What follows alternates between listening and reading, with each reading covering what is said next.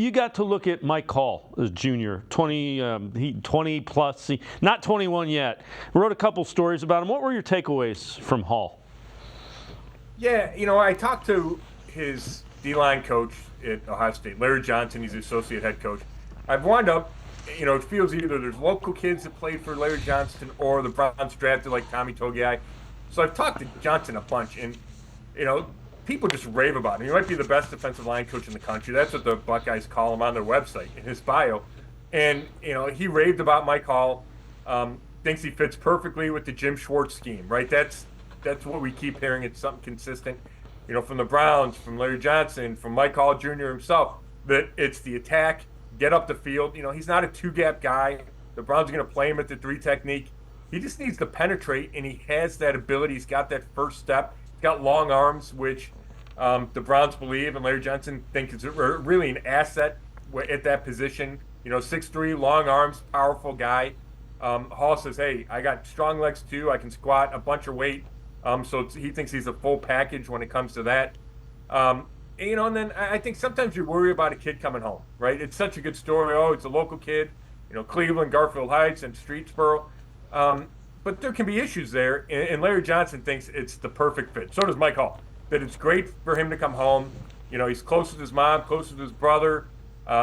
Just thinks that he will really thrive in Cleveland for his hometown team.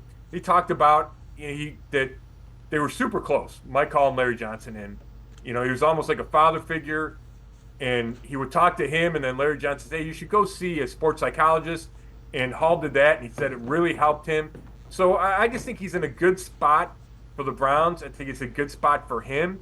There's not a whole lot of pressure on him. He's got, a bunch of veteran guys in front of him.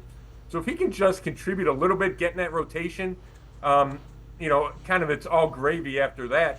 And I think there's a chance that he is, obviously you hope he's the Browns' best pick. He's the first one. But could be one of the steals of the draft. The other thing to keep in mind, 20-year-olds get a little bit bigger. Realistically, he's 2 years out of high school. If you think about it in terms of that, 2-3 years out of high school, imagine the amount of strength and mass you're going to get just by getting older.